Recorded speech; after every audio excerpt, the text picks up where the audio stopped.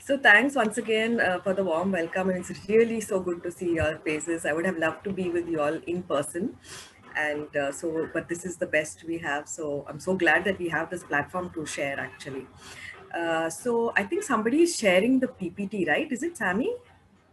Is it Sammy? Okay, so Yes, Sammy, it's maybe you me. could just, yeah, you could just play it. So as Sammy is getting the PPT ready, I just wanted to share that actually this is a huge topic. It's very vast, and I have tried to, cut down a lot of content, a lot of material to things which will make it most relevant to Sahara. So we actually do this training, say, over a whole day. Okay, so we are going to do it in 2 hours. So it's going to be like an express run. I will try my best to go slow, and so that we can have some interactions. There is some parts of it that we did cover last time, so we won't go through it in detail. We will just slowly glimpse through it, but we'll try and spend some more time on aspects that need more time. Yeah. So that's where we go. And Sammy, we can go to the next slide. I can just go. So the reason that this is important for us is just as we know because of the biblical basis, knowing from Psalm 127:3, knowing that children are a heritage from the Lord, they are a reward for us, and also Ephesians 5:3, knowing that. But among you, there must not be even a hint of sexual immorality or any kind of impurity or greed, okay, because they are improper for God's holy people.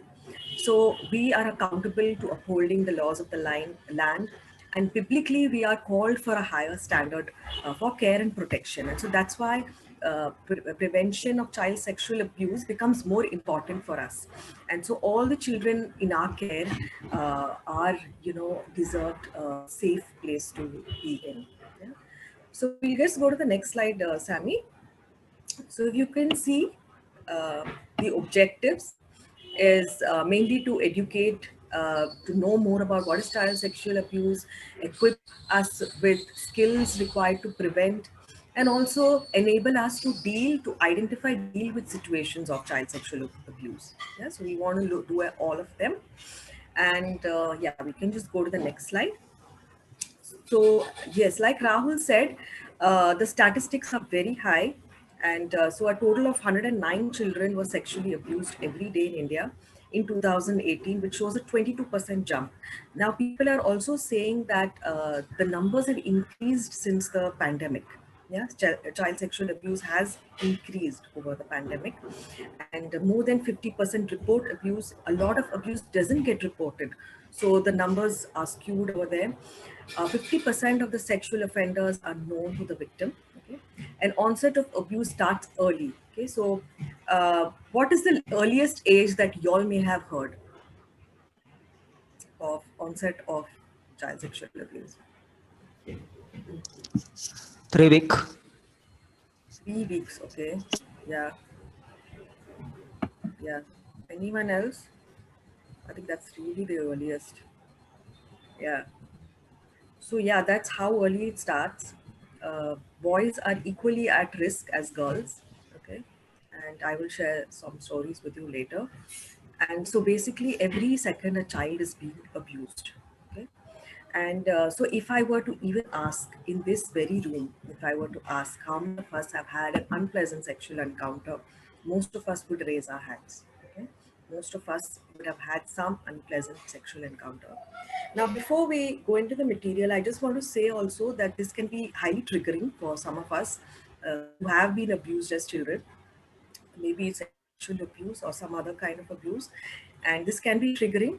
And but I would also request that it's important to deal with it as people who work in communities, counselors, social workers, because only when you are heal from the pain of child sexual abuse can you actually help the communities around you. So there are a lot of trauma therapies available nowadays which help significantly to reduce the trauma. So I would encourage that if you feel anything coming back, please do seek help. You can reach out to me. If you don't want to reach out to me, I totally understand that. So we can provide you with numbers, where you can reach out to therapists who may not have any connection with you. So that's also a possibility. Okay, so that's something that we I wanted to offer right at the start. So yes, we can just go to the next slide. And so yes, so maybe one of you can just read the definition out, and can one of you? Child sexual abuse is when a more powerful person uses a less powerful person for sexual gratification. Yes, yes. So it can be an adult, okay? It also can be a minor person, okay? It can also be anyone who is more powerful.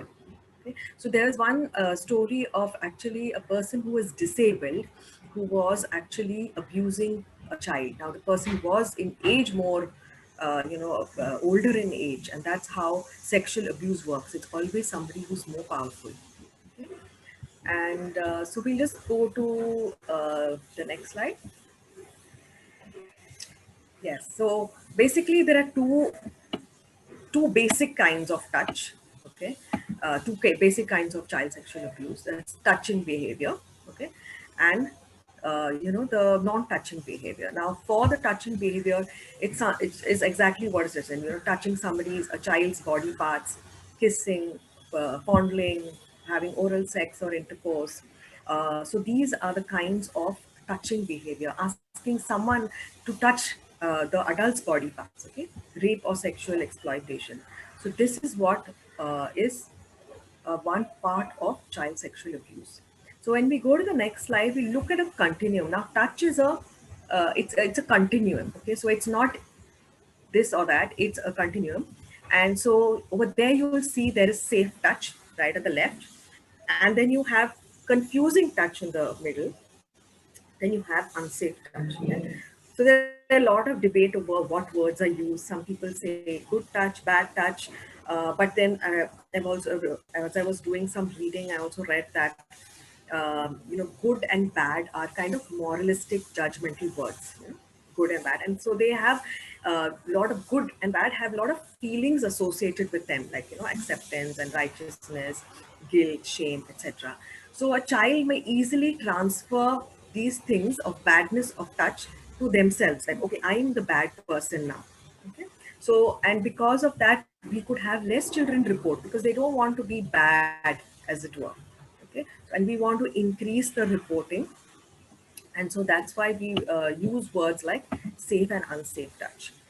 And so because there are nowadays, you would hear words like good boy, bad boy is something which is very commonly used, and we use that to make children feel good about themselves, etc. So we don't want to use words which would confuse them and not report these kinds of touch. Yeah, so we just go to the next slide. um, So here we have safe touch, okay, which is very clear. It's hugs, kisses, and things like that. Okay, hugs and kisses, which are very good for a child's growth. That must be done. But unsafe touch is like unwanted touch. Okay, it is painful. It is rape, sexual exploitation. Confusing touch is feels good, but it's very scary at sometimes. It's very sudden. It seems like it was a mistake. It seems like somebody just put a hand inside. Okay, and so it doesn't really, the person doesn't know, there's a child really doesn't know what is exactly happening. Okay, so that's the reason why confusing touch is also over there. Okay, so that's the three categories, as it were. Okay. So I just want to say that feel free to raise a hand, unmute, ask questions, and I'll try my best to answer. And if I don't, I will get back to you. Yeah, if I don't have the right answers. Okay. And so when we go and we look at non-touching behaviors, okay, we look at that, which we already did, that watching the child when nude, encouraging the child to watch a sexual act, photos of the child without clothes on, showing the child photos or pictures without the clothes on any other media is totally non-touching behaviors. Okay? And now looking at the last point, which is basically looking at the online world, and this becomes more, something which is I think we are thrown into this world where online safety becomes really critical in a day and age where so much of our stuff is online, even for children. Okay, and so when we go to the next slide, this is specifically also for the children in our homes, our homes who live in the homes, to also know that online safety is something that we need to be aware of. Okay? Because there is a lot of exploitation that happens where people may ask them to send nude pictures or get friendly.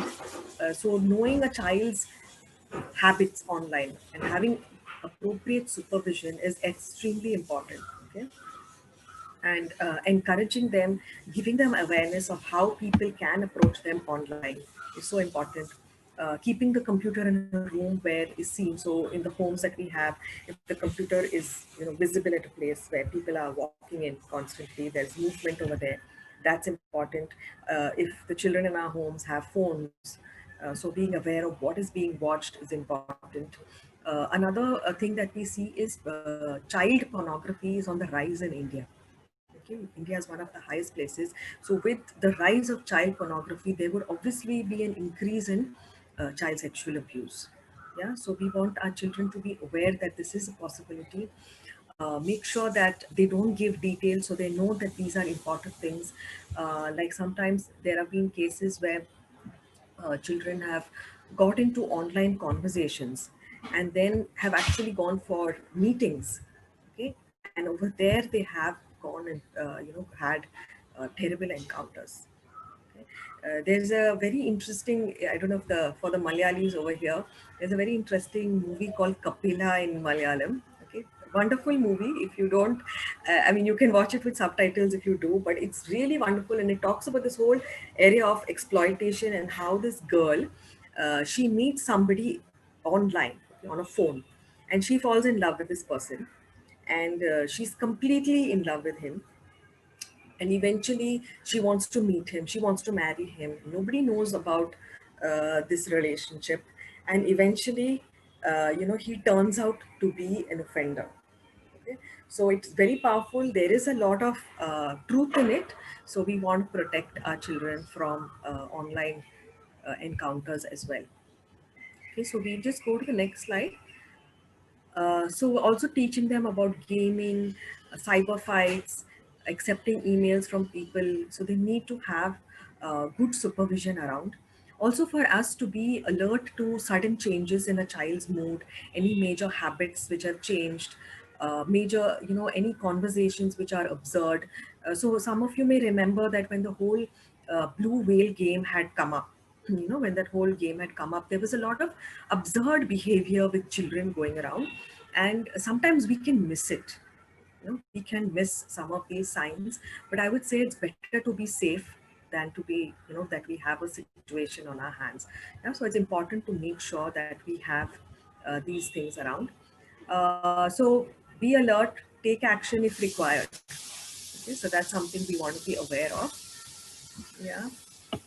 So any questions so far? We kind of went through anything on touching, non-touching, and online safety. Nothing. You can even post in the chat if you like. Okay. Sammy, you can just go back to the next slide. So when we say grooming, what do you all, what do you all say? Sammy, you can just go back to the next slide. I don't want them to see this. Yeah, thanks.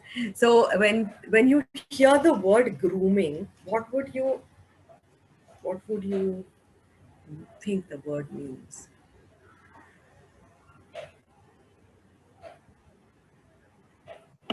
So, one is maybe you make someone look nice or make Okay. oneself Yeah. look Yeah. nice. Yeah. Yeah. Anyone else? Anyone else? Lloyd or anyone? No? Okay. Yeah, so like the word suggests, it's exactly that. And so yeah, Sammy, now we can go there. So grooming is something that offenders take great deal of time to get and groom a child. Grooming is subtle, gradual, escalating process of building trust with a child. Okay, it's very slow. and it is deliberate, purposeful. Abusers may groom children for weeks, months, or even years before any sexual abuse takes place. And it usually begins with behaviors that may not even seem to be inappropriate. Okay? So this is very, very important for us to know and understand. There was one person who said that I took months to groom the parents. Okay, so that's how powerful grooming is, and that's how much time that offenders take for grooming. Okay, so that's something for us to be aware of. This is like a something like a new word that we kind of learn. And so when we go to the next slide, and we look that there is a cycle that happens. Okay, there is a cycle. There is trust being established.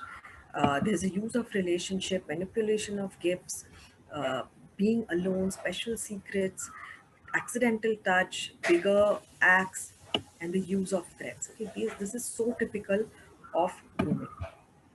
And so I just want to ask a question to all of us today.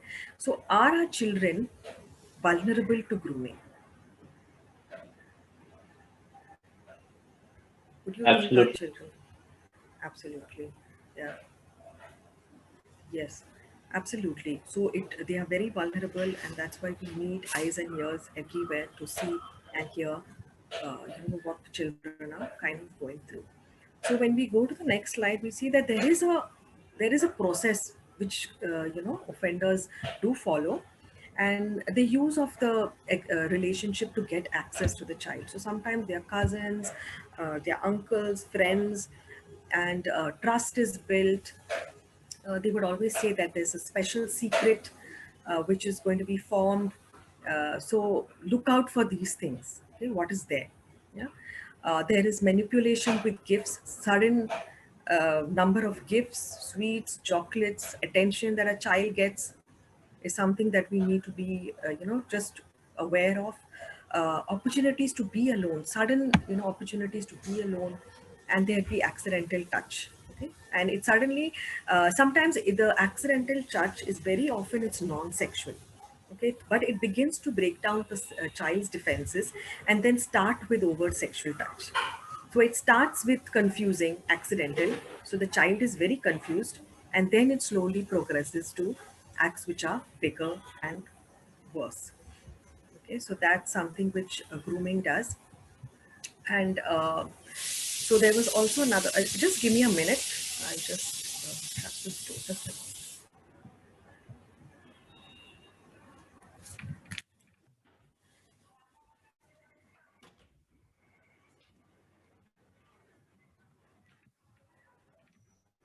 Sorry, sorry for that.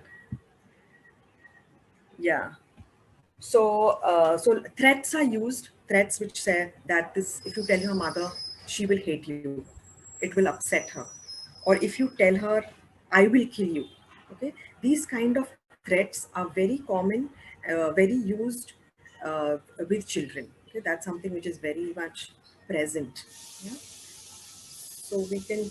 So any questions or thoughts on what is grooming?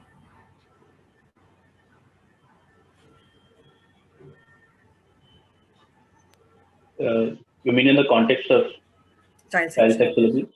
Yeah, yeah. Any thoughts or questions? So y'all can have questions even at the end. You can even ask questions towards the end. Yeah. So if we look at, yeah. So if we go to the part of recognizing the abuser, okay, we'll go to recognizing the abuser. And so just as we said previously, if we know that somebody is hugging, touching, kissing, tickling, wrestling, in just a very odd manner, just insists on having this in a particular kind of way,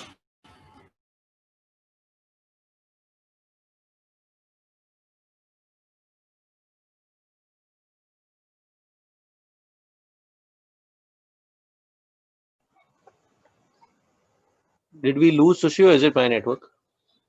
No. We lost her, Rahul. Okay, okay. I'm still on.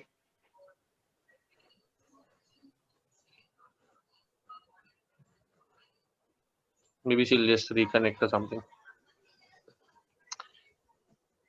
Feel free to ask questions, folks.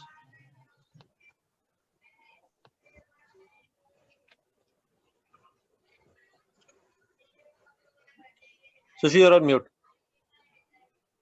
Sorry. If it is, if it is strangers or people who are known to us, what would you say? Sushi, I think the point you were sharing last, we lost your connection in between. Okay, sorry. So yes, so basically I was saying that recognizing the abuser, just as we see over here, somebody who is kind of insisting on touching, kissing, wrestling, insisting on these things, or manages to get time alone, or a child who frequently walks on children who are in the bathroom. You sometimes you get to hear these reports. So it's just like, okay, our antennas should go up, red flag. Okay, what's happening here? Somebody offers drugs, alcohol, etc. is something that we need to be aware of. So now, if I were to ask you a question, children are sexually abused most often by strangers in dark places or people known to them. What would you say? People known to them. Yeah. So that's true. That studies show that the abuse mostly happens with people known to them, and that's why it becomes highly complicated for children. Okay, because there are people who are known to them, people in society, people very well known in the family, people respected in society, and then it becomes all the more shocking. It becomes all the more, they just don't know how to handle this information. Yeah. So yeah, Sammy, we can go to the next slide. Sushi, Yes. one question on the previous point, on grooming. Sure. So in what context or setting generally does grooming take place? I mean, do we see it mostly done in the home or in maybe schools, or where do we where does it mostly happen? As such? Yeah, so that's a good question. Basically, see, child sexual abuse knows no boundaries in one sense. There are no boundaries in terms of class, like, it goes to the lower class, middle class, upper middle class. There are no bounds for sexual abuse. And so grooming also takes place everywhere. So you would see grooming happening even in your communities. You would see grooming happening even in the home environments, middle class societies. It can happen anywhere.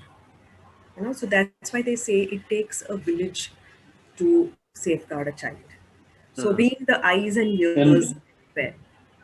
So it can happen. another aspect is, I think, I'm Yeah, Sami. sorry, Shruti. Another aspect is it could also happen that while grooming is more deliberate, it could also be that, two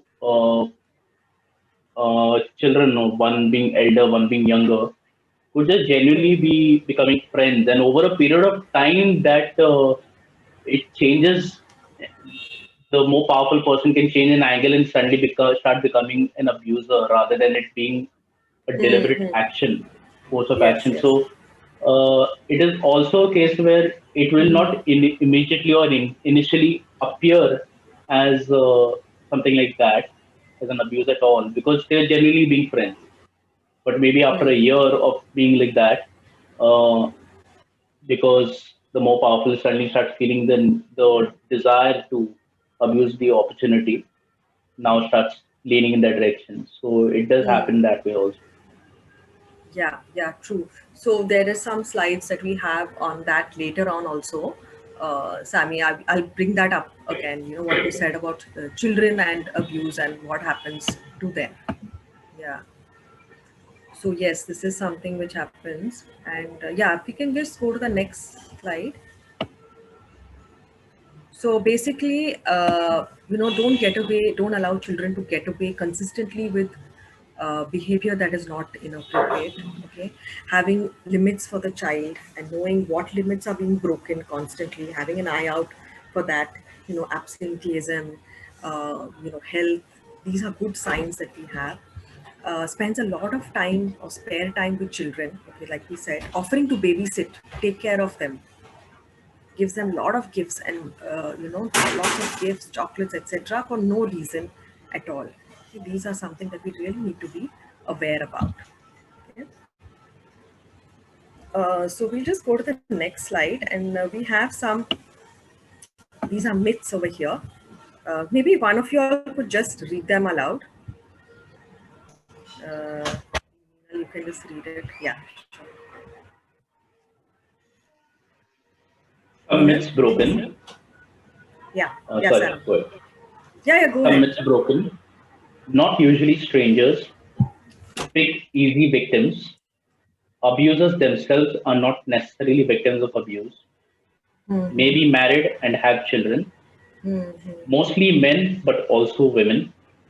Not from any particular socio-eco status. Unloved kids are easier targets. Yes, yes. So these are myths. They are not true. Okay, and like we said, it's not not strangers. It's people who are known to us. Okay, so it's not strangers. I have had in the recent past a lot of boys who were abused as boys and now young men, and so it's very painful. I believe that the shame and pain caused for boys and men now who are sexually abused, the trauma is very intense. One is because I think boys don't really disclose about sexual abuse. Maybe girls have some kind of comfort when they talk to their friends, etc., but this is so hidden. So there was this one client who had come to me with a lot of aggression. Okay, so he would get very aggressive, anger issues, and as he was telling me his story over the couple of sessions, he did tell me that there was a lot of abuse, and the abuse started when he was like 5 years old. Okay, and it went on. This was a caregiver that was so this was a man, a caregiver. So it would happen in places when he was dropped to school, he was bathing him, all kinds of situations, and it was so painful. And there were also physical effects of it. Okay, like he would bleed, but nobody noticed. Okay, so he would have a lot of physical symptoms, but nobody noticed, and the abuse just went on and went on. And so, what happens is sometimes when the abuse goes on, sometimes a child constantly gets picked. So, even after the abuser went, this child again got picked up, because they have certain way about them that abusers do know that they can pick on this child, and so constantly being abused. Yeah. And there was another boy that told me that eventually after a period of time he started abusing. He started doing the very things that had happened to him. Yeah. So boys do get abused. It's just that we don't have the reported cases, and but it's extremely painful for them in terms of the trauma that they have gone through. Okay. I have also had clients where there are girls abused sexually by their mothers. Okay. Very intense, very painful, highly confused individuals. They don't know much about sexuality and life. Again, the mother would abuse the child when she was bathing. Insert her finger into her vagina, constantly tell her that it's for her good, this is how it's done. And so she would tell me that I know this is not true, but this is what my mother said.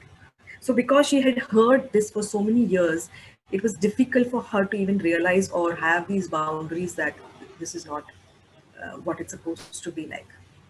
Yeah. So they would come up with other kind of issues also, and we look at that as we go ahead. So abuse does happen. Okay, so this is something that we want to break. Okay.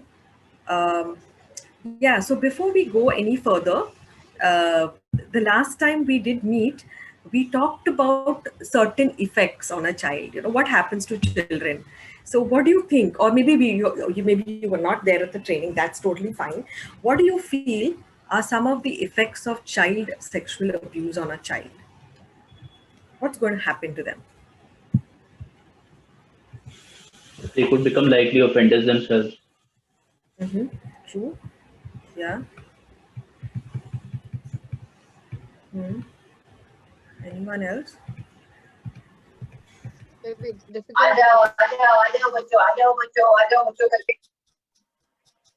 Sorry, I missed that. Yeah, I was saying they they'll think before they trust anyone. I mean, they lose the trust in people. Okay. Okay. They lose their self-confidence.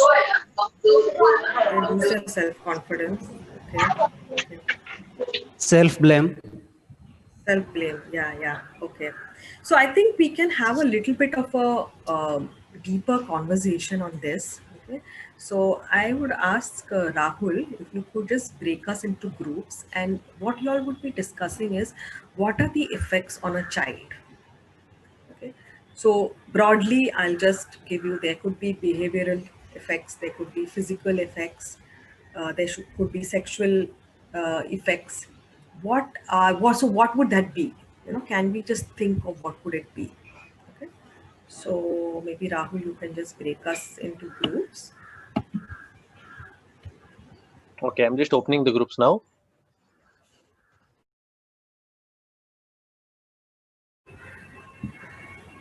Yeah. Okay. So maybe everyone's back. Okay. So maybe somebody from group one could share briefly if there are any effects seen, and maybe the others can pick up anything that they have missed out on. So who would be sharing from group one? Hi, Sushnita. Hi. Hi. I'll share from group one. So, Okay. behavior-wise, we discussed that like a lot of anger, outburst of anger, and words that are like very rational, Mm-hmm. and lack of interest in things, very Okay. indecisive. And while talking in the sexual perspective, like when a child goes through the sexual abuse and the child comes to a place in a marriage context, like um, that's a normal touch or a hug can be very inconvenient, or since the child person has not been into that place of healing, the first few years can be difficult, you know, Yeah. uh, like to have a proper sexual relationship. And psychologically, we talk about like how a person can be fearful, suspicious, whether the person is safe for me or not, just because of that he or she has gone through, and the Yeah. person sees through that lens that everyone is unsafe. You know, I can't trust. The trust cycle is disturbed there, and a kind of a revenge a person can hold. Definitely a sign of depression, suicidal, and rational behaviors like addictions, and getting into wrong habits. And in physical, like sometimes we can see like a lot of fidgetness in the body, numbness, sweating, Yeah. panicking. Yeah, these are the things we discuss. Thanks. That's a lot. Good. Really good. So group two, anything else on say physical symptoms or anything else that you Yeah. all want to say? Uh, Yeah, Shiva. for us, I think one aspect is the aspect of shame. The child experiences shame, and there is a low self-esteem, thinking that I have been done Yeah. this and I have become dirty in one sense. The shame is there. One interesting thing that Robert shared was children become cynical, or later on in life some of them became atheist also, because they question God's Very hand good. in why this has happened to them, like why this was allowed. So that was something interesting. And children would like, Madhu shared how children like to isolate themselves, stay away from people, so that physical distance is maintained with people. And another thing Sheetal shared was how, if if a particular person, like if they have been abused by a person of say a rickshaw driver who's known to them, they tend to distrust people of the same profession. They might have that generalization that uh, Yeah, very true. that they might Yeah. be the same, and I can't have I don't I can't trust them, and so they might have that generalization across this profession. And one last thing is how they themselves become bullies. Later on, they might themselves become bullies to other children, and they can inflict the same thing. So yeah, that was what our Yeah. group discussed. Okay. Thank you, Shiva. Anyone else has anything uh, more to share? 3 and 4. Anything that was not covered? I, I, so we also mentioned that Yeah, the Meenal. human fear is Uh-huh, one of yeah. the we Yeah. have within them. Yeah. And Yeah. they're not in a position at times maybe to take right decisions. So Mm. their life gets affected. Their education, then the way they earlier lived their life, the whole thing, they get into a trauma state. And Mm. yeah, and whenever anything related to the abuse, anything related or any person related, if they see or they hear same kind of noises or something like that, that triggers is another thing that they face. It can just remind them, even if they have got out, it remains with Mm. them. Uh, Mm. yeah, True. Yeah. Yeah. Yeah. yes, and they Okay. might get into addiction. I mean, they might get addicted towards it, and also I think Shiva mentioned Mm. themselves might turn into a abuser if they're not, Mm. helped at the right time. True. True. Yeah. Thank you. Thank you, Meenal. Anyone, say from group 4, wants to share anything that maybe which has not been shared? Sushmita, they shared everything. There's only one thing that I think any person who Oh. suffered abuse will have Uh-huh. difficulty, relating even within a family. Building Mm-hmm. a healthy family will be a difficulty for them. Uh, Mm-hmm. I think one group mentioned about them not being able to have proper relationships anyway. But even when they have children, that aspect of being able to build it in a healthy manner, they'll find it very difficult. Yeah. Yeah. True. True. True. Yeah. So thank you so much, everyone, for sharing what you all have shared. And so we'll look at what are some of the physical symptoms that are also there. So physical symptoms, I think we didn't cover too much. So here there can be sexually transmitted diseases, pregnancies, urinary tract infections, bruises, rashes, redness. Like I said, there were some of my clients who would say that they would bleed and nobody noticed. Sammy, sorry, we can put on the slide from the effects of the physical. Yeah. So they would bleed and the parents, they would not know. They would just not know. Yeah. So that is very important for us to also kind of be aware of. Those are some of the physical symptoms. Discomfort. Some of them also, I just want to say that they can be permanent. Yeah. Sometimes these things are so intense that there is permanent damage, okay, for lifelong kind of damage which is done. There can be chronic stomach issues, soreness, discomfort, okay, very real for issues such as this. So yeah, we'll go to the next one, stomach pain, headaches as well. So yeah, so we'll just go to the next slide. So here we are looking at emotional and behavioral symptoms.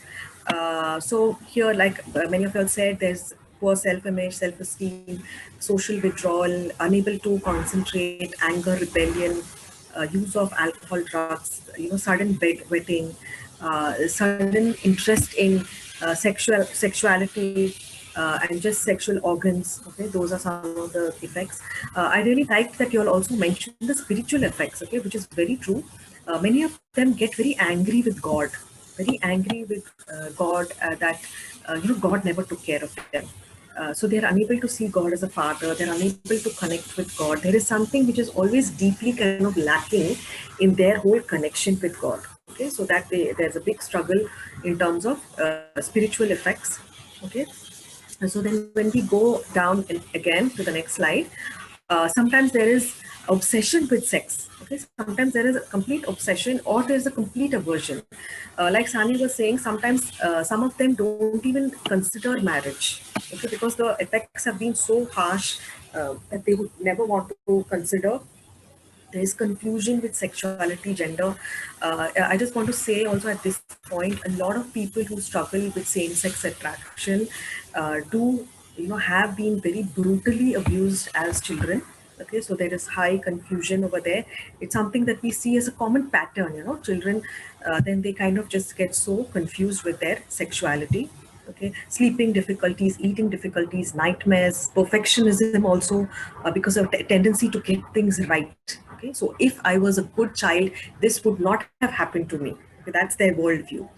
Sometimes there's mental illness, suicidal behavior, sexual offering, and so some of them might have different coping strategies, and some of the coping strategies would be like they would imagine and think that they can avoid, if I would just go to college, things would be fine, or they would minimize it, saying that it's not so bad, it could have been worse, or my situation is not so bad. Or sometimes they even deny that this has happened. Okay, there's a denial that this is even going on. Sometimes there is a forgetting. There are some children who just completely forget as children that this is happening. That's the only way to kind of remember. I mean, not remember. There's the only way to kind of function, as it were, okay, to forget. Sometimes there's something called a splitting or a dissociation which happens, which is kind of an out of body experience when they feel that they're not in their own body. Okay, so this is what a child said. I just want to read it out for us. I was about 9 or 10 and my father and I were driving the car. I can't remember when he said to me or did to me, but I was definitely not in my body. My whole visual memory is of the back of his head, the back of my head, the back of the front seat of the car. That's because I was literally on the ceiling at the back of the car. So all I can remember is how this looked from the back of the seat, but my body was in the front seat. The problem was I dissociated automatically and had been doing so for decades. It seemed like I couldn't stop it. I wasn't sure I wanted to, so I felt like numb and calm. The fuzziness in my head kind of felt addictive. Okay, so that's what kind of happens with dissociation happening for clients. Yeah. So we'll just go to the next slide, which talks about sexual difficulties. They can also have psychosocial difficulties. Okay, not being able to kind of get along with people. Sexual exploration and sexual play. So now there is some amount of curiosity that children do have, but it is balanced. Okay, over here there would be an overt tendency towards sexuality. Okay, an extensive mutual behavior, just very extensive. Sometimes the continuum is that there is some kind of exploration that happens with children, but here it's not. It goes beyond the natural. Okay? Then it begins to get, there is molestation of other children. So Sammy, this is what we were talking about with children. There is some amount of sexual exploration and sexual play which does happen. So that is something that does happen. But it's also, we need to be aware that if it crosses the line, then it's something to be even more careful about. Okay? There can be confusion of sex. There can be molestation of other children as well, could happen. Yeah, but just to say also, when there's the sexual exploration and sexual play, the same things are not similar here. Like the threats, the coercion, the shame, guilt, fear. Those are the things which are not evident over here. Okay, so it kind of passes. But when somebody is sexually abused, it's very intense. Yeah. So we can just go in terms of saying that there is a long-term impact. We can go to the next slide, Sami. There is a long-term impact, and there are studies which show that the ACE studies show that there is suicidality, criminal behavior, substance abuse, all of that happens. And this is also because of how the trauma kind of impacts the child, and trauma which says that if you tell anyone, I will hurt you. Okay, so the child begins to feel that it's better to remain silent.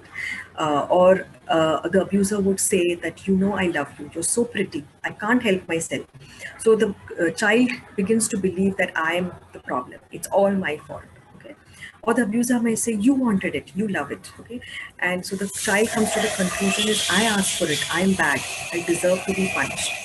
And these are very common statements that I keep hearing in counseling. The children keep saying the same thing. The thing about sexual feelings is, the way God made it is that there are some good feelings attached to it. And so the children too, there is some amount of pleasure which is there, which is also confusing for them. So then they begin to think that maybe I did enjoy, maybe I did want it. Okay, so it's very mixed in that sense. Now, one would ask, why are children, yeah, we can go to the next slide. Why are children actually such perfect victims? Because they're so vulnerable. I think it's the previous one. Yeah, the previous slide. So they're vulnerable, they're easy, they easily cooperate, easily can be manipulated. They're too ashamed to talk about it. They will be silent. They have many unsatisfied needs, as in children have a desire to be loved, approved, and receive affection from people. And so they would receive it at any cost. Okay, so a predator will kind of exploit these needs, okay, and use them, and children will naturally respond to affection and attention. Yeah, and we can go to the next one now. So why are children so silent? This is something that we want to know, like, why is it that they keep quiet about it? Why don't they speak up?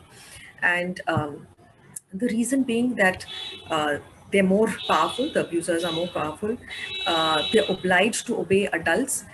Now, this is very interesting, especially for our societies culturally. We are trained and taught, and we even teach our children around us that you must obey, you must do whatever somebody says. And that is something we should not encourage to the point of it being unsafe for a child. Okay? So they can say no, they have the right to say no, and we should leave it open. And so, you would notice that there are some children who would just not like hugging a particular adult, and that's okay. We don't have to say, come on, go and hug that auntie, go and get a kiss from them, go and give them kisses. It's okay. Yeah. Of course, we want to explore why, but on a general level, it's okay that they say no. Yeah. And children don't have much information on sex and sexuality, okay, which then becomes important, that how much are we talking about sex and sexuality to them. And so, like the family reputation, keeping the family intact, they begin to believe it's their job. Okay? There are so many times that I've had people come to me and they have actually reported to their parents, and the parents have done nothing about it. Okay, because of the family reputation, because nobody is going to believe us. Yeah, so that is something that we need to keep in mind. That's why they keep quiet. So we'll just go to the next thing, which says that why don't children tell adults about the abuse? Okay? So they're remembering, they don't want to remember, so they begin to forget, which means that they don't have to feel the pain again. They're scared that they will not receive love from the people that they knew because they're dirty now. They're scared of loss of love. The guilt and shame which is there is immense. So they don't want to bear the consequences of that. They begin to blame themselves, and because of that blame, they just feel it's all their fault. Okay? Sometimes the offender tells them that they want to harm the family. So then again, they feel that they are the ones who are supposed to keep the family together. Okay? So we can go to the next slide, and we kind of discuss over here itself. I think we are at 11. Okay, actually, Rahul, maybe we can go in for 5 minutes to a group. We had 4 groups last time, right? Yeah, so we can go into the group, and Sami, you can just go on to the next slide.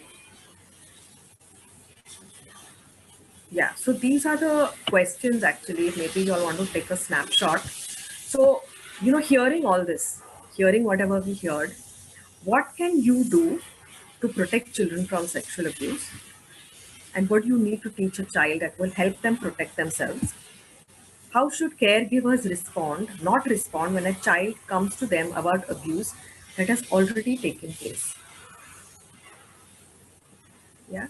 So the first two groups can look at the first two questions little more in detail, and the second two groups can look at the last question, like how do caregivers respond? What should we say, not say, when somebody comes to us, right? So Rahul, we could just break then. 5 minutes. Tea? Yeah, 5 minutes should be fine. Yeah.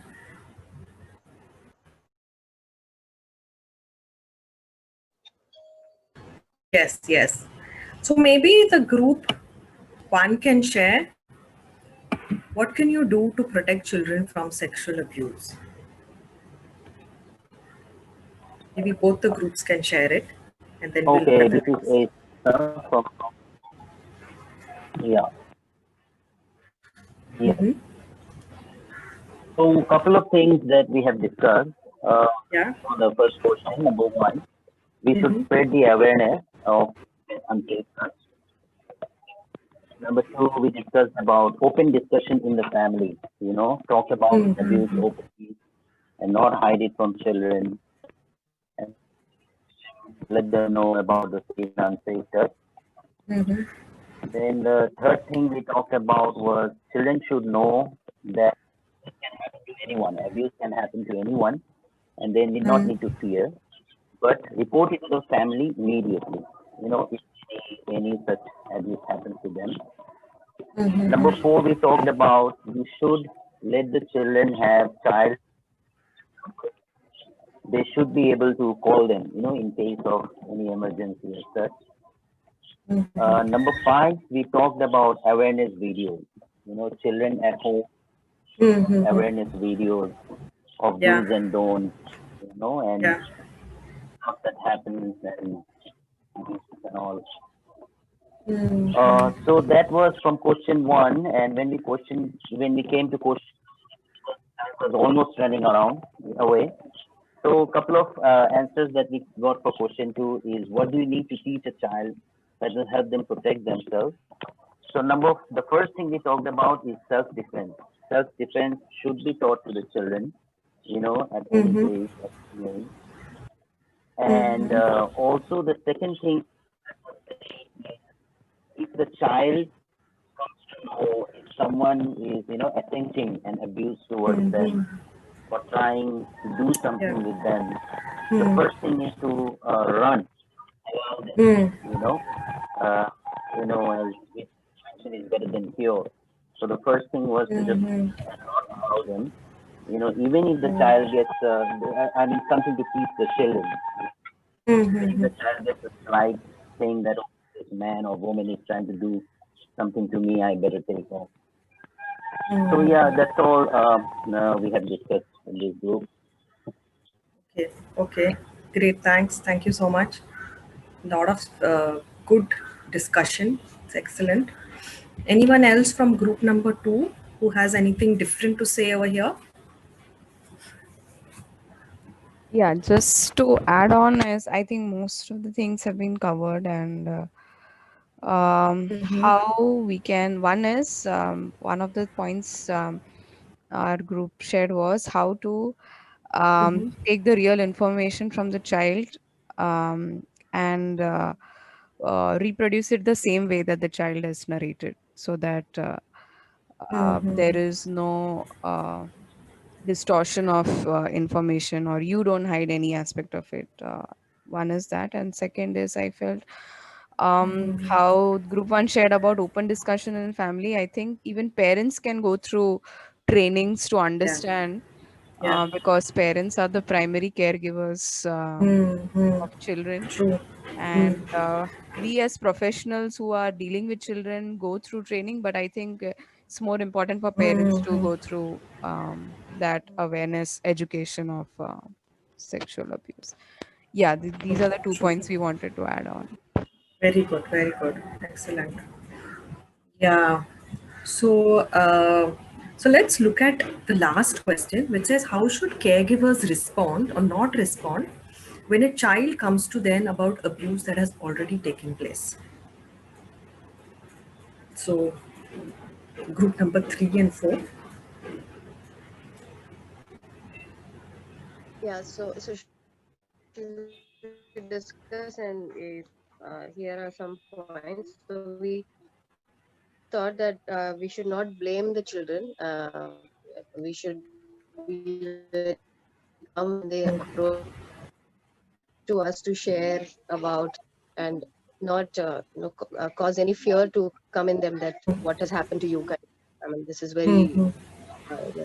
sad, or some. I mean, not causing him to feel very guilty. You should not put that child under more guilt. Just make him comfortable, her comfortable to share whatever has happened.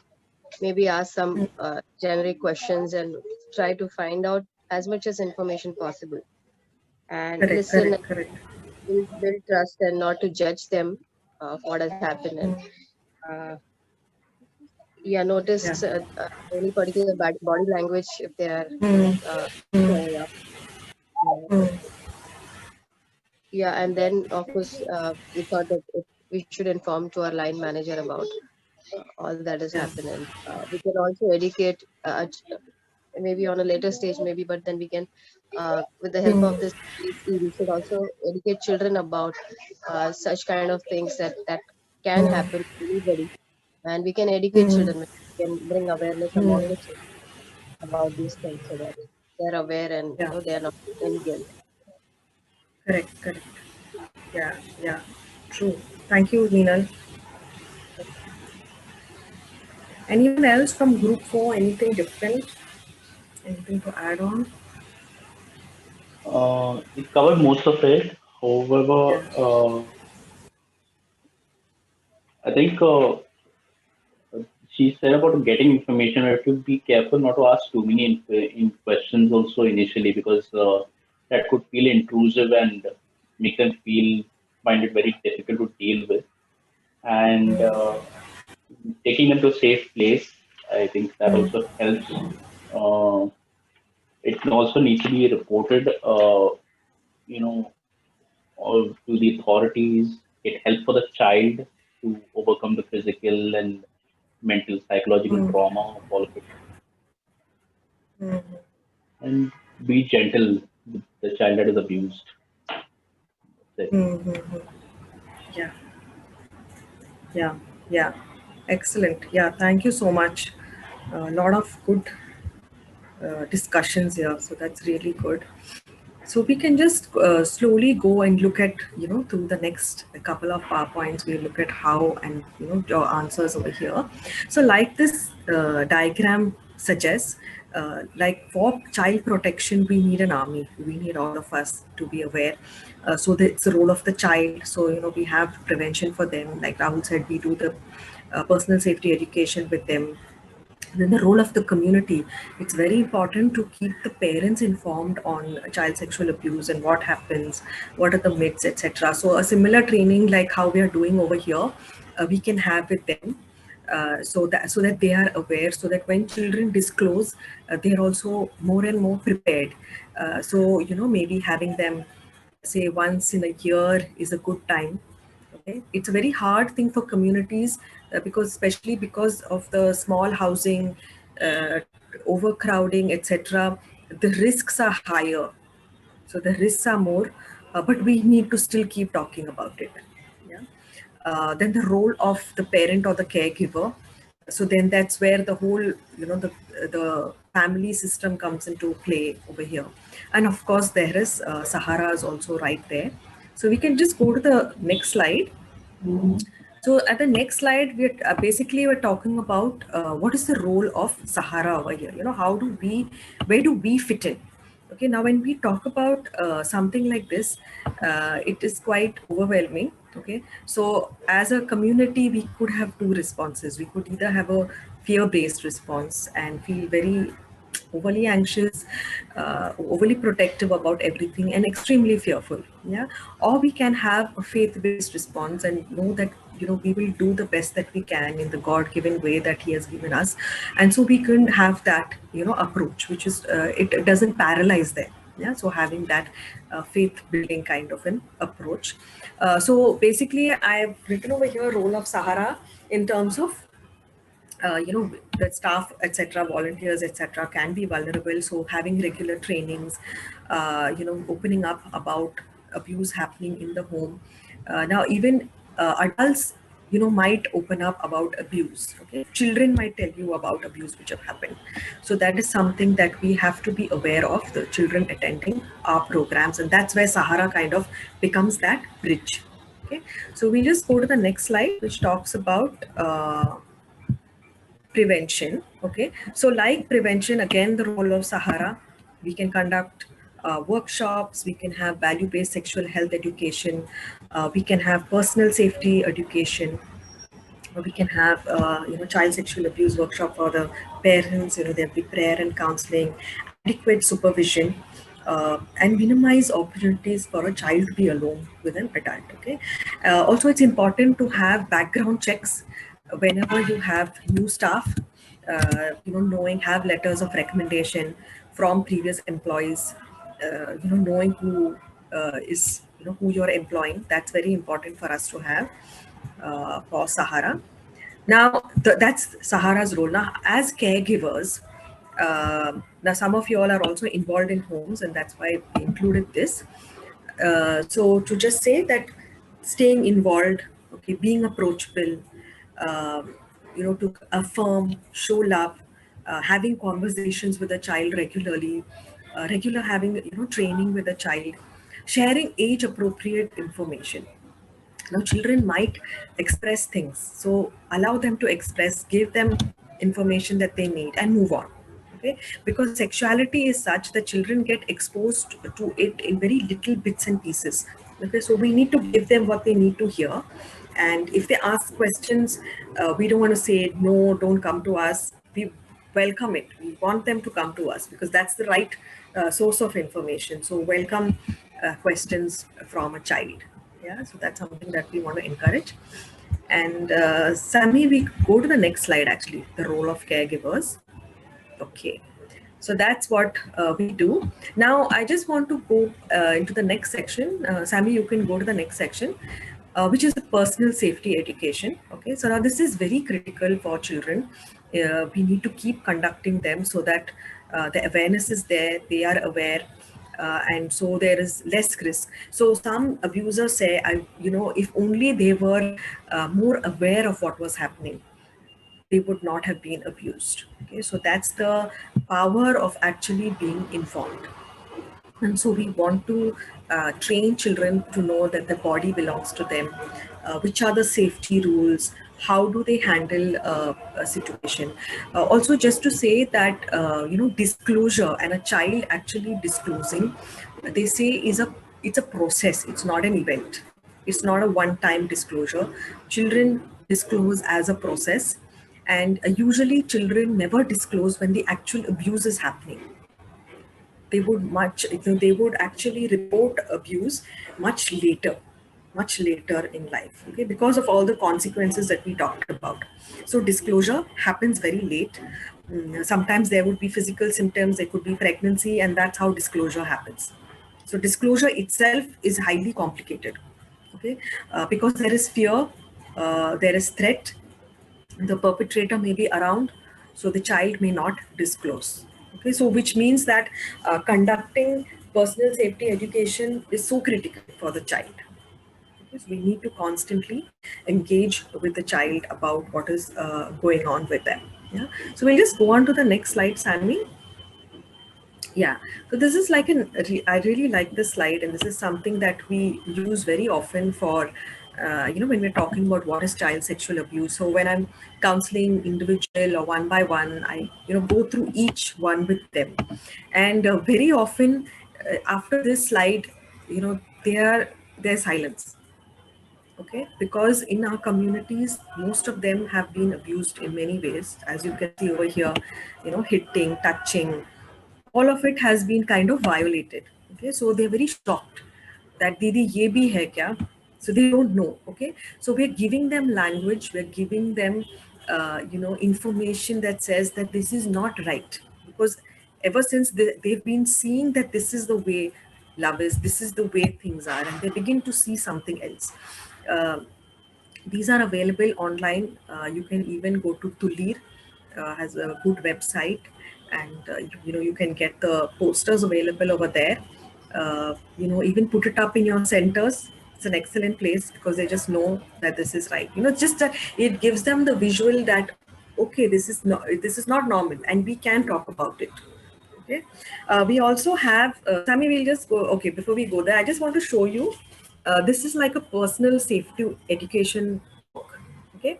It's an excellent book. This is again from Tulir. Okay. And it's wonderful. It's a workbook and it has different things here and can be done over a period of time, over say 6 months or so, okay, with the children. This is in English, but you get various languages as well. So basically they will talk about the body, what happens when you're angry, you know, talk about emotional things, who are the safe people, okay. And so they get them to write, draw. Then it talks about body. Can you see the picture here? Yeah, so like, you know, naming the parts of the body, what are the safe parts, what are the not safe parts. Okay, so they talk about that. Yeah, so then they talk about the safety rules, and then it's a book also that they can, you know, go to and have for keeps. Okay, so this is an excellent book. I would have loved you to show it to you, you know, in person, but it is excellent. Okay, it has covered a lot of the material. So if y'all can kind of get your hands on the book to read, you know, can send y'all copies, which is like really excellent to use for your personal safety education at the communities. Yeah, so we can just go to the next slide. So when we talk about personal safety, the first thing that we want to say is that it's never all right. Okay, so this is something we cover. Never all right for anyone to touch, look, or talk about one's private body parts, except to keep you clean and healthy. It's never all right for someone or older or bigger to touch or, you know, look or talk about their private parts. Okay, so this is something that we want to teach them. Yeah, and so we also want to say that it's never a child's fault. Okay, it can never be a child's fault that it's because of them. Yeah, so that is one guilt and shame that we don't want to add on to a child.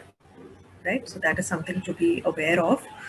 The second part is, we can just go to the next slide, Sammy.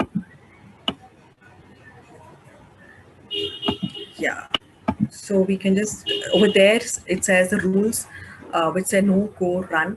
Okay, so no, so when you know, we actually train the child, you know, what would you say? So then they will say no. So how would you say it? So teach them volume as well, you know, say loud, no. Okay, can you say that a little louder? So that they begin to say no stronger and louder. Okay, and you say go and run. Go and run, as in they would go run to somebody. Now we say also think no, because there are some situations where the child can not get out of the situation at that time because of the, you know, just the physical strength of the other person, the abuser. And so they begin to think no in their own minds. Yeah, so they begin to think no, and they keep tell and keep telling. Yeah, so we want to train them that if you go to a teacher, the teacher doesn't listen to you, go tell somebody else. If this person doesn't listen to you, go and tell somebody else. Okay, keep telling. Okay, tell and keep telling till you've been heard. And the last rule that we want to share is a safety network. Okay, so we want them to have a safety network. So, you know, ask them like, who are the people that you can think of who are safe to be in, you know, that we can go and talk to them. So get them to give you names, get them to tell you, you know, who can they talk to. So we create that safety network for them, so they're just not left on their own. Okay, that's something that we want to give them. Okay. So yes, so there was the safety, personal safety education, and I think I've missed one part, but I'll cover it later. So yeah, so how do we create a healthy sexual environment? Now this is especially for our, the homes where we have, children living with us. Okay, so we want to create a healthy environment for them. Again, over here, having supervision, regular supervision, children not sleeping on the same beds. Okay, this can be very stimulating for the child. So don't encourage them. Don't allow that. If you hear of it in the night, somebody has gone into another bed. Explore, talk to them. But basically, we don't want to allow sleeping in beds. Now, children will come up with many reasons. Didi, ठंड लग रही थी, ये लग रहा था, but we don't want to encourage it. Okay, children not sleeping together. Um, these children should not be left with other children for a short time. Okay, they should not be left. All bathroom activities to be done separately. They don't want them to do them together. Children and adults should not walk around without clothes. Now, this is the very obvious thing, but sometimes even the obvious needs to be kind of stated. Okay. Now, why do we say that? Because it can be very overwhelming and it can simply encourage unhealthy sexual behavior. So we don't want to encourage that.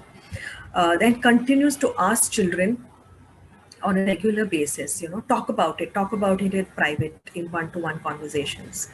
What happens? What are you going to do? Go through the, no, go, run, tell, keep telling. What are your private body parts? Okay, so it's also very important to name private body parts as they are, not to give names which are absurd. So there's a story of a mother. Basically, this is somebody in the south, and in the south, so they said that the private body part is called poo. Poo is the flower. Okay, now you all would, the South Indians here would know. And so the reason we say don't give names is because sometimes parents themselves forget the names that they have given. Okay, and then we just don't remember. And so this child had come and told the mother that somebody is touching my poo. And the mother was like, what are you talking about? I don't know what you're talking about. And she shunned the child away. And so giving names like that is not very helpful for them. So name body parts for them so they know. And there's nothing wrong about it to talk about body parts, because it's just like an eye and a nose. It's just every body part, which also gives them then a healthy sense of their body. Okay, so it's not shameful. So we give them a good sense of body as well. Okay? So that is something that I kind of want to share over here. Yeah, any questions so far? Any questions that you want to ask me? Just leaving it open for a few minutes. Or you can type. Yes, Sushi, I want to ask Yeah. regarding when parents come to know, like if the children narrated to the parents, I've Mm-hmm. seen parents have this, like you said, the fear of Mm-hmm. society and what will people think, and so that is more important sometimes for the parents than to resolve this, like what is happening to their child sometimes. So how do we change that mindset, like because Mm-hmm. sometimes parents don't want to take that action. We are secondary guardians, like teachers may be Yeah. secondary guardians, they were primary guardians. So if we do something, they might feel violated altogether. So I'm thinking, like, how do we change that mindset for parents to to know that they need to take action, and that is not important, the society thing is not as important as their child's safety is. Mm-hmm. Yeah. So what do the rest of you feel? Because it's a very common question that keeps coming. Parents don't want to take it up. It's a huge battle. Not only in our communities, so it's even a battle when we go up, even in high society. Secrecy is maintained, which is why the abuse just continues and continues and continues. Anyone has any thoughts on it?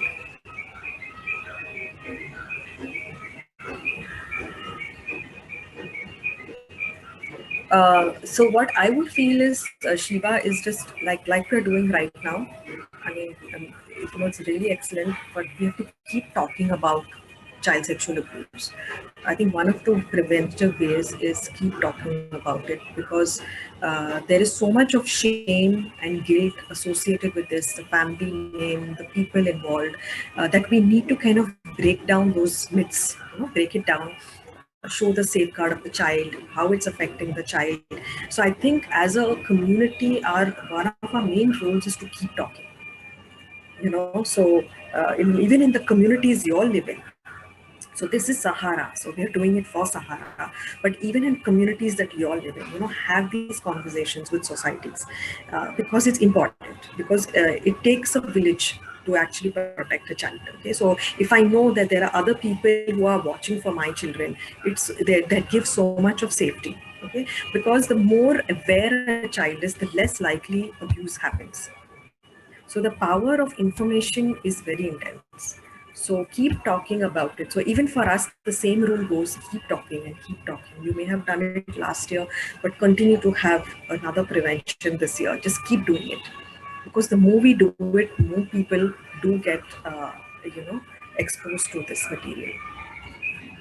That is one thing that I would feel is extremely important. Yeah.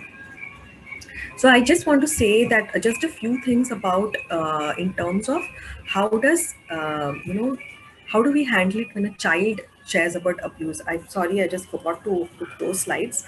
Rahul, I'll just make that change and I'll send it to you. So basically, they listen calmly, openly, and you all said that very well. Because there is fear, shame, and guilt. So ask them questions like, "Tell me what happened, what went wrong." Let the child talk. So don't fill in gaps like, okay, this happened, that happened. So it's very important that we need to kind of calm ourselves down before we talk, because this can be very, shocking for us. So we might sound a bit paranoid. Abhi bolo, kya hua? So then they feel very threatened. So suddenly they stop. So going slow with the child, allowing them to share, not getting them to repeat the story over and over again. Okay, so we don't want them to repeat to multiple sources. Maybe you have a supervisor, then somebody else, and somebody else. No, we don't want to do that. Never blame the child. Appreciate the child's courage. I'm really proud of you. And thank you so much for coming and telling. Communicate trust to them. Assure the child that some action would be taken. Okay? Also knowing that sometimes it maybe need to be reported to the police. You may need help for that. Families need to be involved in that process also. And also just seeking professional help. Okay? Very important for the child, making that available for the children. Yeah. So those are some things how we can help a child when they actually disclose, because we know that disclosure is a process. Okay, it's not an event. Yeah. So Sammy, we can just go to the next slide. So basically, in the end, I just want to say some of the steps are to protect the child is to learn the facts, which we are doing. Okay, this is what we're doing over here today. Minimize opportunities. So that's when your trainings will happen at different levels. Talk about it, recognize the signs, and react responsibly. Okay, so keep talking, have posters, have training, talk to children, talk to adults all about it. And it's so powerful, just the power of talking. Yeah. So yes, and here are some organizations. We just have the last slide. Lots of organizations over here which have material, which have information. So please reach out to them, or go on their websites for information, material. And yeah, so just the last, I just want to say before closing that it takes a community to protect a child. Okay, and also to say that that child sexual abuse is not the end.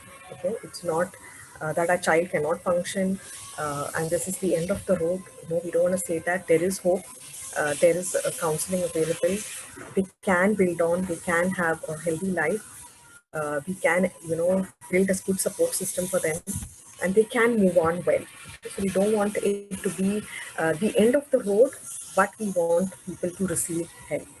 I also want to say a disclaimer that, you know, when we talked about all the effects of child sexual abuse, now you may see those effects and think that this is a child who's sexually abused, but that is also not the case. Okay, there can be many other reasons for that, but this is broadly some of them. So we don't want to just label and say that, you know, we've seen this, so it has to be abuse.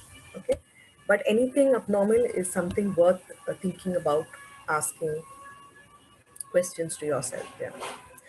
So anything else that you all want to share, ask questions? I've just given us some time so that we can engage.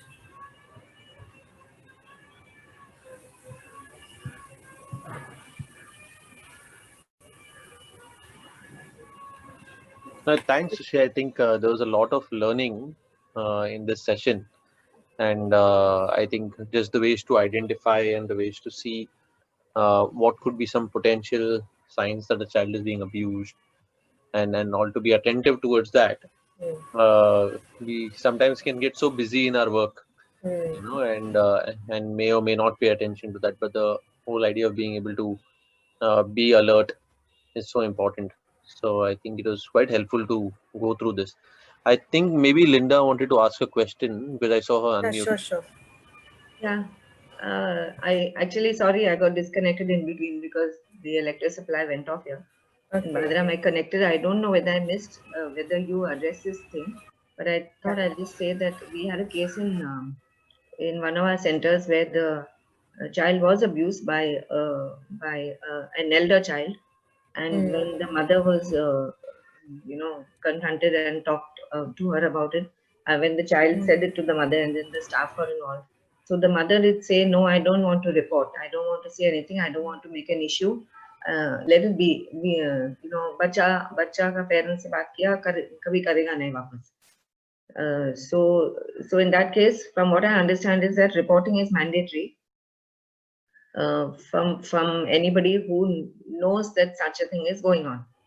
So when in such a case where the parents themselves do not want to report and do not want to take it further, what is the role of the staff? Do they still go ahead or still, then, because they know, and then so what would be the stand of the staff in such a case? Yes, Linda, very good question. I think we had kind of touched upon it. Sami, you can close the screen, Sami. Yeah. So I think we had touched upon it last time when we were talking about CPP, and I think one of the things we talked about, Rahul, correct me if I'm wrong, is that maybe we have to have like a child protection policy for communities for this very same thing that Linda has brought up. Like as Sahara, what do we do? What is our stand? Because rightly said, if the parent doesn't want to go, then what do we do? We also have to live by the law of the land, and we have the parents. So where do we stand? So I think that's a conversation that we have to kind of have, Rahul?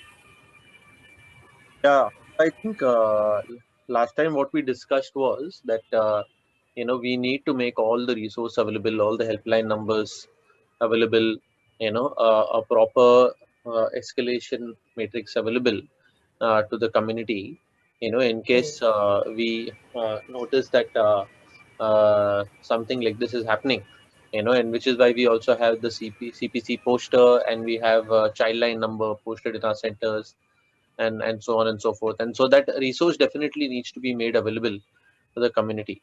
Now, one is whether we have heard it through someone or been witnesses, would also play a certain role, whether it's something we have heard or something we have witnessed in some way. So if we have heard, then maybe the one who has witnessed, we should ask them to take the appropriate I action. think in this case,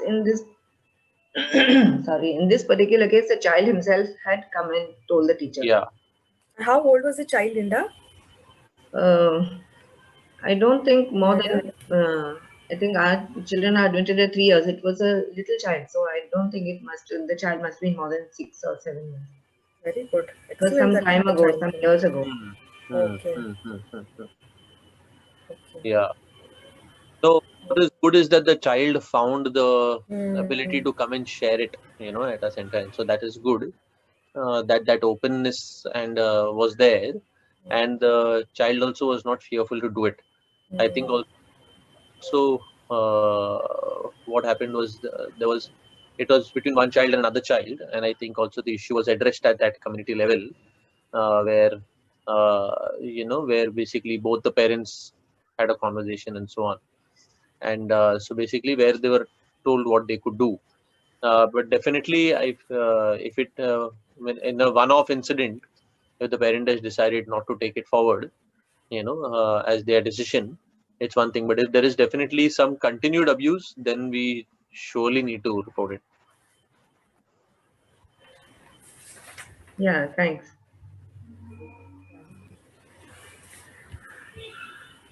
Anyone else?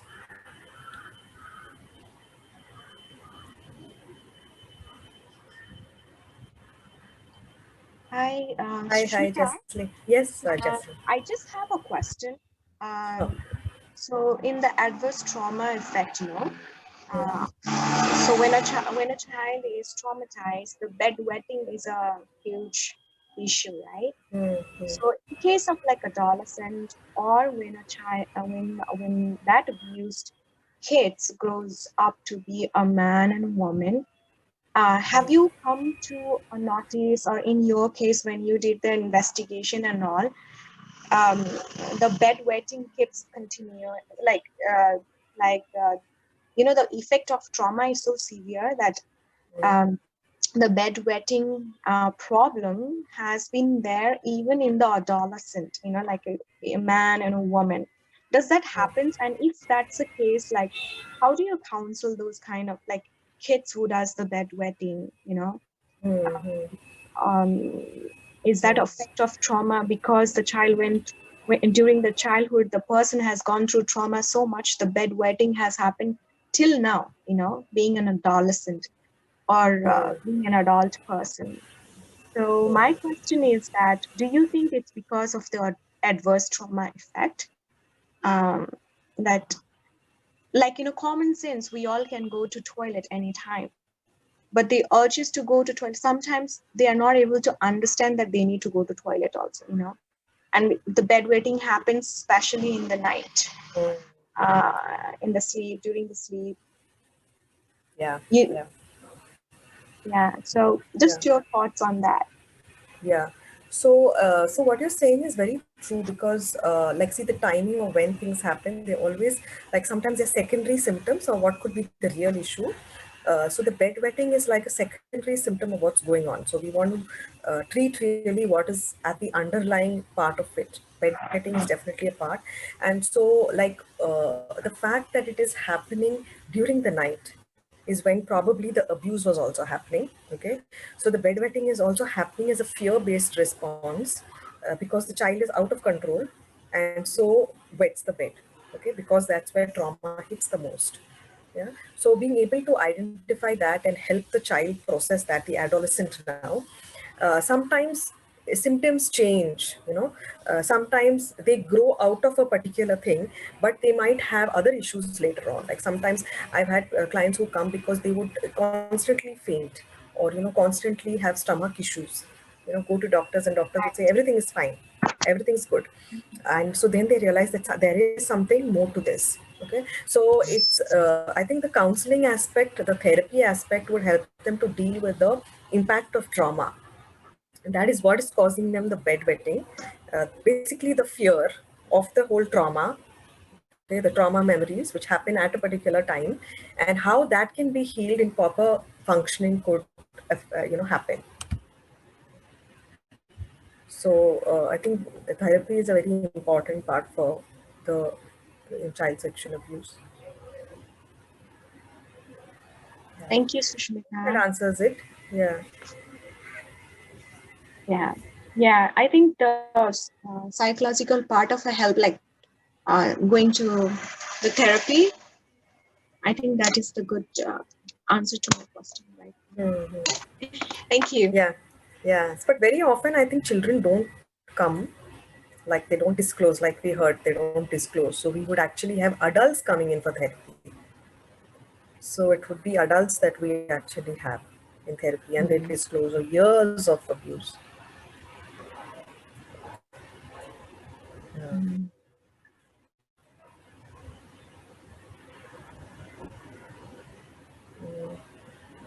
Anyone else?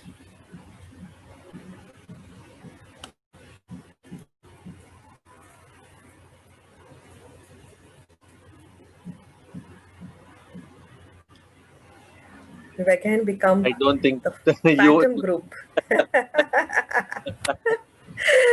Oh, how I miss having live meetings. Yeah. Yeah, but anything else, yeah, feel free to ask. It's a very heavy topic, I must also let you all know. So it can be, like I said in the beginning, it is very triggering. The enormity is there. Yeah, so we just need to be aware of that as well. So just talking about this is not easy. Yeah. So I'm sure as the days, I'm sure some of the staff have already faced certain situations like Linda did share, you know, and even in Parivartan program, you know, they because those work are in the red light areas, they come across certain incidents. And Yeah. I remember one incident that they did go to the police and they sorted it out with the help of the community, you know, and so that was a good thing, you know.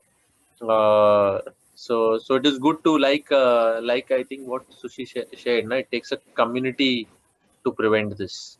Uh, if sometimes if Sara alone also tries to do it, you know, then there can be, and if the community is not there, there can be a backlash, and then there will be no future revelation of such cases. So sometimes we have to try to figure out how to solve the issue in the best interest of the child, best interest of the community, and make sure it is done well. And it requires wisdom at that point of time. And of course, those decisions are taken collaboratively and not singularly. So, but yeah, I just want to thank you, Sushi, for taking us through this session and the previous session as well. It has been a good learning for us, and we will be circulating this PowerPoint for us to refer to. You know, we will always have access to this material. There are some good links also that Sushi has suggested, and so those links also are there in the PPT. So you could refer to those material. We'll also try to put some of those posters, you know, which we saw, like one of the posters in the PPT in our center. So they always serve as reminders. I think that's something we need reminders constantly. Hence, this training also is an annual training, and so that we are constantly kept alert in different ways. But I want to thank each one of you for joining this session. We'll also make this training session. I'll pass on the video as well for those who have missed it in Sara. And if you want to always refer to it, you can refer to it in the future as well. Once again, thanks, Sushi. Why don't we just give a virtual clap or unmute and just clap for taking the session for us. Thanks, Welcome. Welcome. My pleasure. Yeah.